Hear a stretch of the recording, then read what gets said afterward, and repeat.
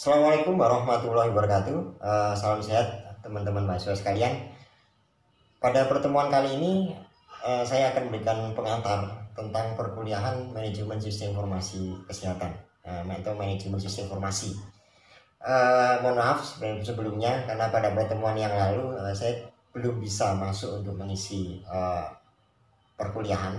Kemudian pada minggu ini harusnya kita ada kuliah lagi, pertemuan langsung, namun karena adanya himbauan atau edaran tentang sistem perkuliahan atau implementasi perkuliahan secara online atau daring, maka pada pertemuan ini pula sampai dengan beberapa pertemuan ke depan, perkuliahan kita nanti akan kita laksanakan dengan online.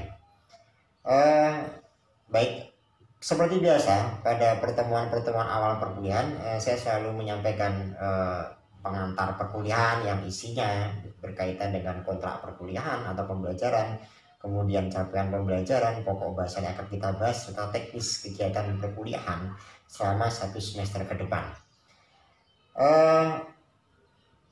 Saya kira saya terlebih dahulu memulai tentang sebenarnya apa sih kuliah manajemen sistem informasi gitu kan. Kalau dilihat urutannya sebenarnya mungkin Anda sudah melewati beberapa perkuliahan, dan salah satunya di semester yang lalu adalah saya sudah pernah mengampu mata kuliah sistem informasi kesehatan. Pada semester ini kebetulan saya diminta kembali untuk mengampu manajemen sistem informasi, yang kalau kita lihat sebenarnya dari mata kuliahnya, yaitu tidak jauh berbeda dengan SIK atau sistem informasi kesehatan. Namun manajemen sistem informasi nanti arahnya lebih kepada aspek manajemen, kemudian perencanaan, serta pengelolaan dan juga rencana strategis dari sistem informasi itu sendiri. Jadi saya kira sekilas itu berkaitan dengan pengenalan manajemen sistem informasi. Nanti secara lebih jauh akan saya jelaskan. Namun sebelum saya masuk kepada konteks atau bahasan dari manajemen sistem informasi, seperti biasa saya akan menyampaikan terkait proses perkuliahan ke depan, karena di Univet itu sudah ada kebijakan tentang dimungkinkan adanya kuliah atau dalam proses perkuliahan itu blended learning, artinya ada proses perkuliahan secara elektronik atau daring dengan konvensional, dan elektronik dimungkinkan sekitar 40%, sehingga nanti dalam proses perkuliahan ya kita nanti akan menyesuaikan itu. Kemudian untuk aspek penilaian saya kira sama seperti semester-semester yang sebelumnya. Bagi yang sudah sering atau masuk di kelas saya sudah tidak asing lagi dengan proses atau aspek penilaian. Ada tugas, kemudian 30%, kuisnya 10%, kemudian UAS 10%, dan sikap etika perilaku keaktifan di kelas itu 30%. Tidak banyak berubah. Kemudian proses pembelajarannya pun juga sama, jadi nanti tidak banyak berubah. Ada kuis, kemudian penugasan, pemanfaatan e-learning. E-learning nanti kita menyesuaikan saja, artinya banyak pilihan e-learning yang bisa kita gunakan. Nanti terkait aplikasi apa yang biasanya kan mahasiswa menanyakan kira-kira aplikasi apa yang akan dipakai selama 1 semester ke depan. Nanti fleksibel saja. Ini kalau pertemuan tertentu saya meminta instruksi untuk menggunakan aplikasi X dan Y dan seterusnya, ya nanti kita ikuti saja lah.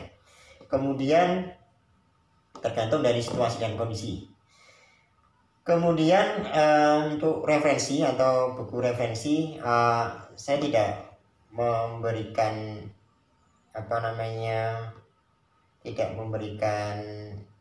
buku referensi yang sifatnya harus Anda miliki.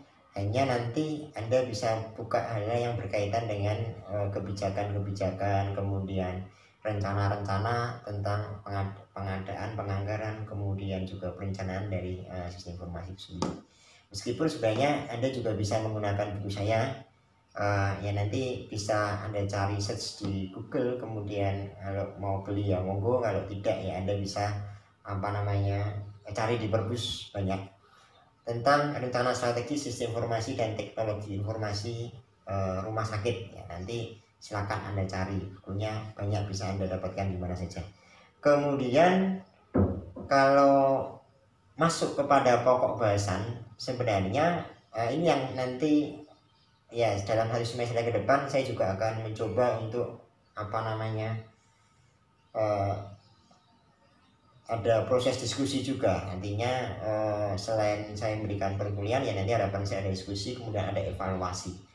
Kalau kita lihat dari konteks perkuliahan, nantinya memang materi ini nanti akan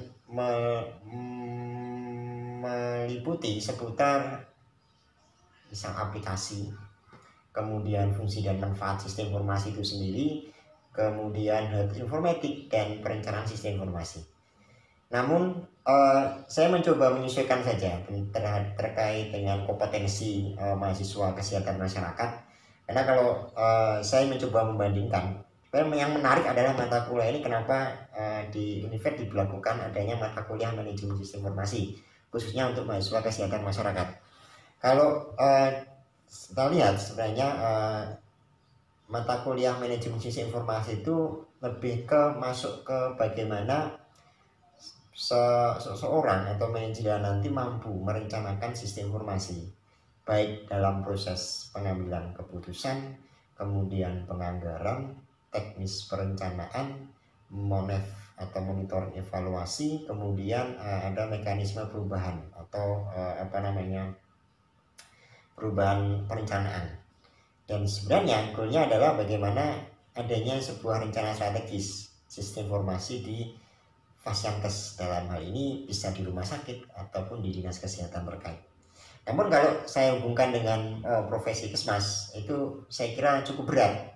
Kenapa saya mengatakan cukup berat? Karena di area kompetensi kesehatan masyarakat itu tidak disebutkan tentang informatik, kemudian strategy planning for informatik ataupun information system dan seterusnya. Itu tidak disebutkan. Namun nanti saya mencoba mengambil benang merahnya, karena Anda ini kan masuk di peminatan AKK ya, atau administrasi kebijakan kesehatan, artinya minimal Anda mau mengetahui atau memahami fungsi dari sistem informasi itu sendiri dan letaknya atau porsinya terhadap penunjang kebijakan dan juga manajemen di sarana pelayanan kesehatan. Tentunya kalau kita lihat dalam konteks sistem informasi for health atau untuk kesehatan, atau dalam profesi kesmas kita sering mengenal istilah public informatik ya, atau informatika kesehatan masyarakat. Nah, kalau kita lihat konteksnya, Anda nanti mungkin akan saya arahkan lebih bagaimana memahami tentang itu tadi, pemanfaatan sistem informasi dan juga pentingnya sistem informasi. Dan ketika nanti Anda ada pada ranah kebijakan, minimal Anda paham tentang bagaimana perencanaan sistem informasi yang baik. Meskipun Anda tidak harus melakukan itu secara langsung. Karena kalau kita masuk ke tataran perencanaan sistem informasi secara menyeluruh, ya Anda harus menguasai banyak keilmuan. Saya kira menguasai keilmuan di bidang kesehatan, manajemen dan kebijakan tidak cukup. Anda juga harus memahami tentang aspek proses bisnis sistem, kemudian bagaimana impact sistem informasi terhadap value atau nilai tambah terhadap sistem. Artinya bahwa adanya sistem, apakah nanti hanya menguntungkan atau menunjang pelayanan saja, atau mempermudah efektif efisien saja, hanya itu, ataukah memang keberadaan sistem bisa meningkatkan nilai atau value. Dalam hal ini adalah kalau kita berbicara tentang rumah sakit, maka keberadaan sistem itu dapat meningkatkan atau menambah daya saing rumah sakit, mulai dari pemasukan, branding, dan juga hal-hal lain yang nanti memang menguntungkan rumah sakit dalam aspek finansial, tidak hanya dalam aspek kemudahan pekerjaan. Maka Ya minimal nanti Anda paham lah. Saya tidak memaksa Anda harus expert dan sampai Anda menyusun rencana strategisnya. Biasanya kalau saya mengisi pelatihan tentang perencanaan sistem informasi, saya paksa tuh output pelatihannya adalah Anda dapat menyusun lista rumah sakit atau minimal draft. Namun dalam perkuliahan ini nanti minimal Anda memahami apa sih maksud dari manajemen sistem informasi itu sendiri, kemudian dalam ranah kebijakan, kemudian yang terpenting adalah aspek yuridisnya atau aspek hukumnya. Jadi kita melihat terkadang banyak petugas kesehatan atau pengambil keputusan tidak memahami implementasi sistem informasi di kesehatan dalam konteks pengambilan kebijakan yang kita harus selaraskan dengan peraturan-peraturan yang ada, baik perundang-undangan, Permenkes dan juga yang lain. Nantinya nanti dalam satu semester depan kita akan banyak membahas tentang itu. Kemudian kalau kita berbicara tentang aplikasi mungkin tidak begitu banyak karena kita sudah tidak pada tataran itu lagi karena kita masuk ke ranah manajemen atau perencanaan sistem itu sendiri. Baik, kemudian seperti yang tadi saya sampaikan bahwa karena perkuliahan ini itu unsurnya lebih banyak kepada aspek manajemen dan kebijakan, maka saya ingin menceritakan dulu kenapa sistem informasi itu harus kita lihat tidak pada aspek teknologinya atau tidak pada aspek bahwa ya orang bikin sistem kemudian jadi dan mempermudah pelayanan. Tidak seperti itu. Artinya bahwa sebenarnya kalau hanya kita berbicara tentang programmer atau membuat software dan aplikasi, maka kita serahkan aja pada orang IT, itu sudah selesai. Namun bagaimana implementasinya? Itulah pertanyaan berikutnya.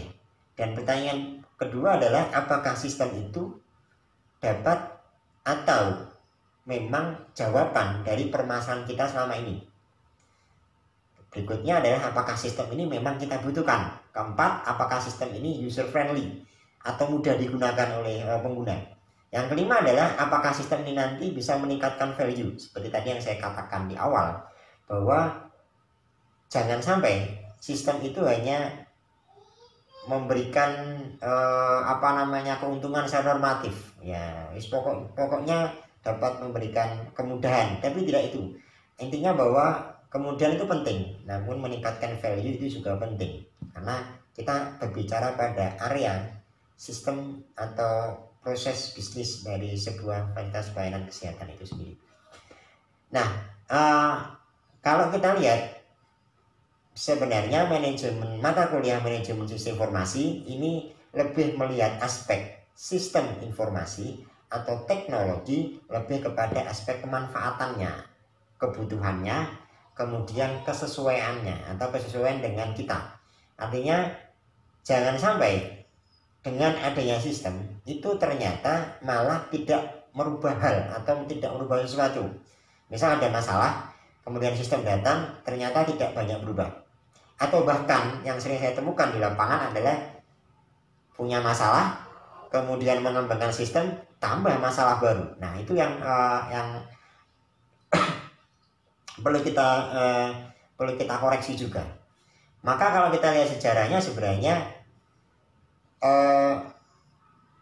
biasanya rumah sakit atau Fasyankes itu karena sekarang masuk ke era digital, kemudian kalau kita lihat akreditasi puskesmas itu juga mengisyaratkan tentang pengolahan data yang efektif dan efisien. Nah itu jawabannya adalah sistem informasi atau elektronik.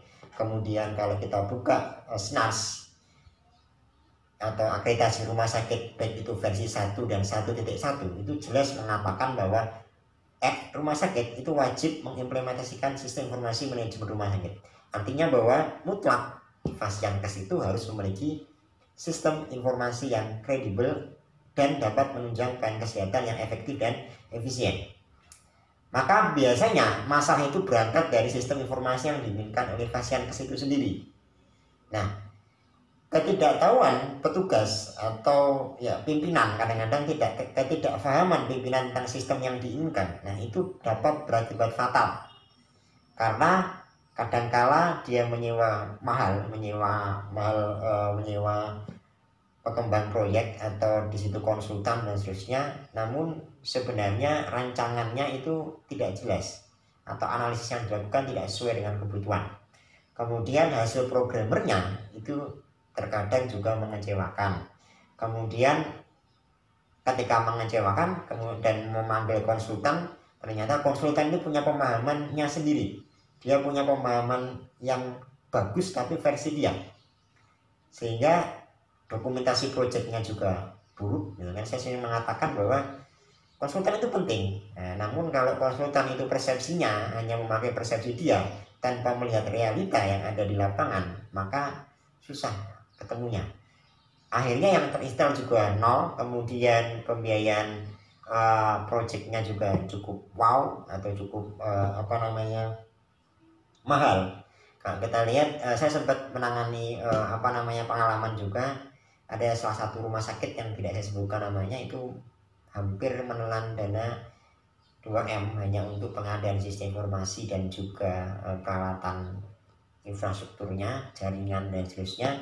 Namun setelah 1 tahun 2 tahun berjalan, sistemnya mangkrak, gitu kan. Artinya tidak digunakan dengan banyak alasan, mulai dari penolakan, kemudian sistemnya tidak sesuai dan lain sebagainya. Jadi maka penting sebenarnya kita melihat terlebih dahulu kondisi yang ada pada sebuah institusi tersebut. Kemudian karena biayanya mahal, kemudian pendampingannya tidak ada, akhirnya sistem yang terinstal pun yang digunakan pun juga seadanya.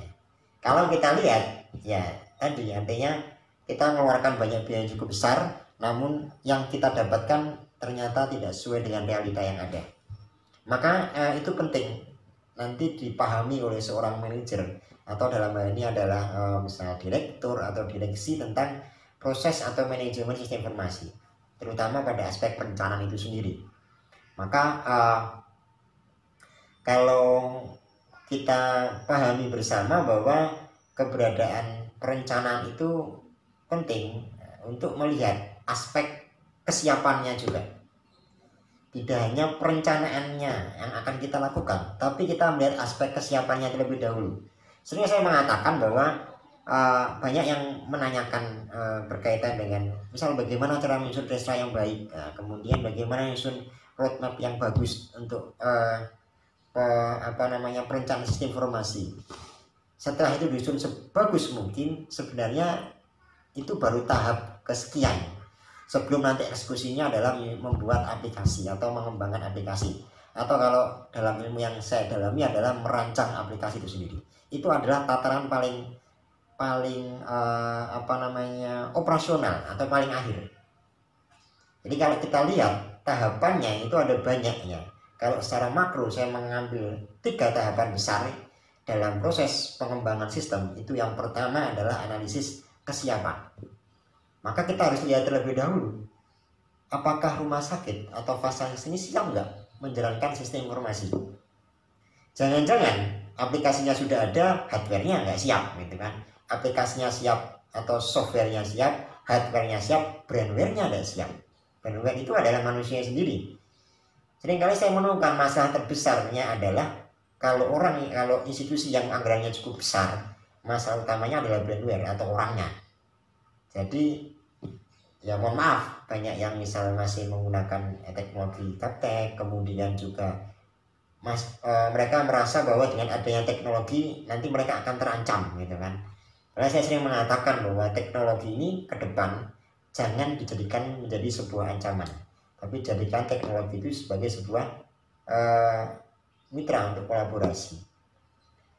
Maka kita lihat orangnya siap nggak, nanti orang-orangnya siap nggak menggunakan sistem, siap, mampu, dan mau. Nah itu yang penting, tiga-tiganya.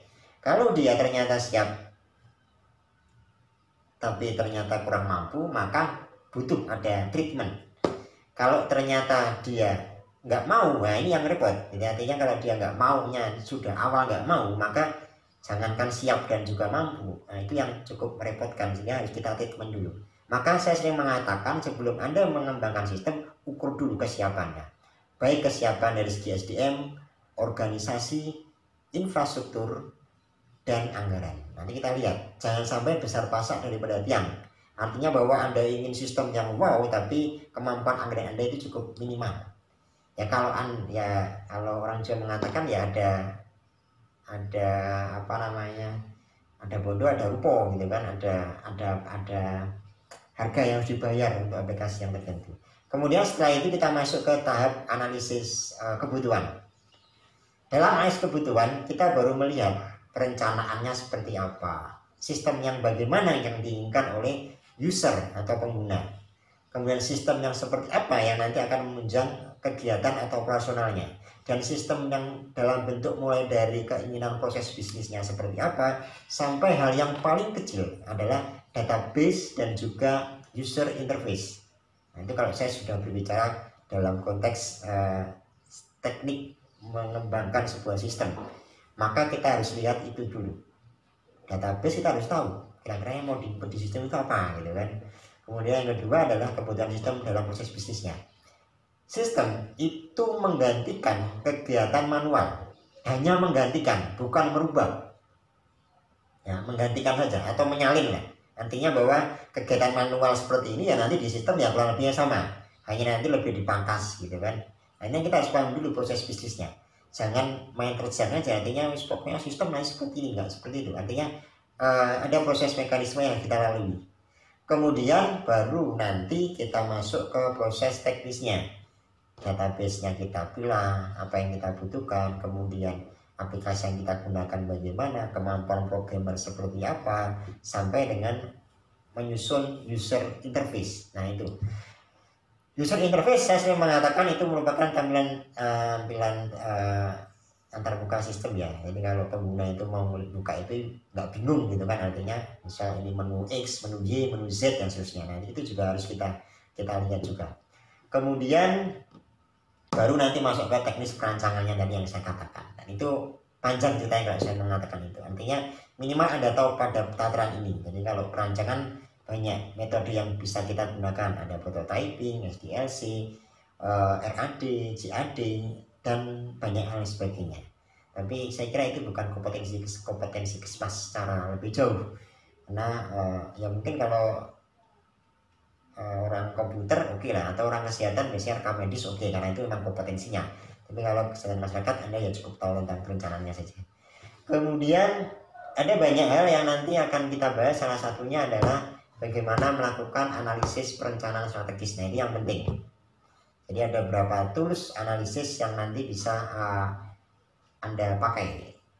Ya, nanti Anda coba-coba belajar atau cari-cari di literatur terkait ini.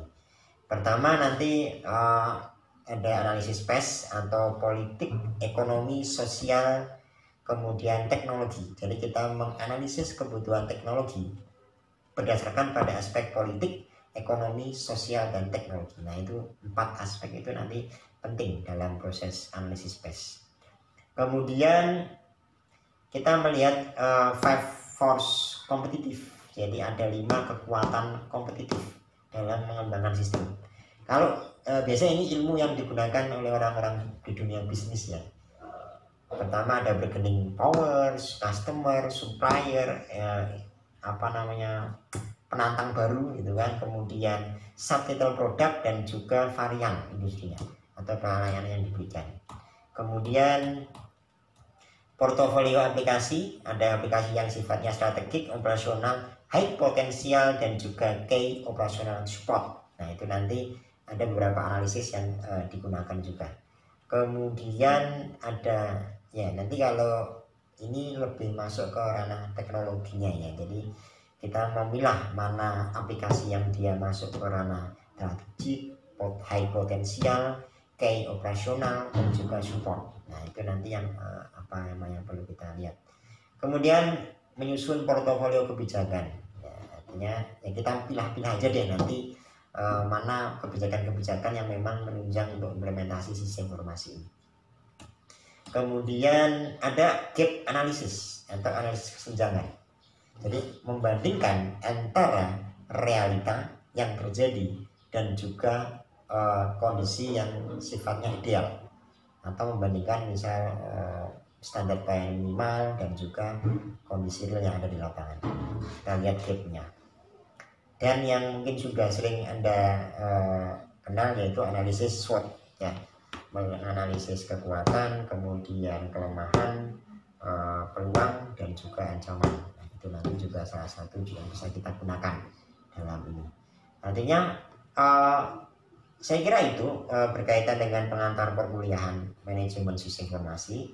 Saya hanya menghimbau kepada rekan-rekan mahasiswa, mohon dari awal nanti Anda banyak membaca terlebih dahulu. Intinya bahwa mata kuliah manajemen sistem informasi ini ya meliputi kegiatan-kegiatan misal atau ilmu pengetahuan tentang kesehatan, teknologi, bisnis, manajemen, dan kebijakan. Nah, nanti Anda banyak belajar tentang itu. Jadi meskipun nanti saya tidak memaksa Anda terlalu jauh tentang bagaimana menyusun atau merencanakan sebuah sistem, tapi minimal Anda mengetahui tentang proses dari perencanaan atau pengembangan sistem informasi tersebut. Saya kira itu pengantar perkuliahan saya pada sesi kali ini. Nanti untuk sesi selanjutnya akan saya sampaikan materi atau mungkin nanti pretest. Ya, kita tunggu saja instruksinya seperti apa. Saya kira itu. Jangan lupa nanti untuk presensi silakan Anda masukkan komen di bawah ini, nanti ketik nama dan juga NIM, atau jika ada hal yang ingin ditanyakan monggo silakan ditanyakan, atau juga mungkin komentar dan sebagainya silakan. Nah, saya kira itu. Kurang lebihnya mohon maaf. Selamat belajar dan menyimak perkuliahan kali ini. Assalamualaikum warahmatullahi wabarakatuh.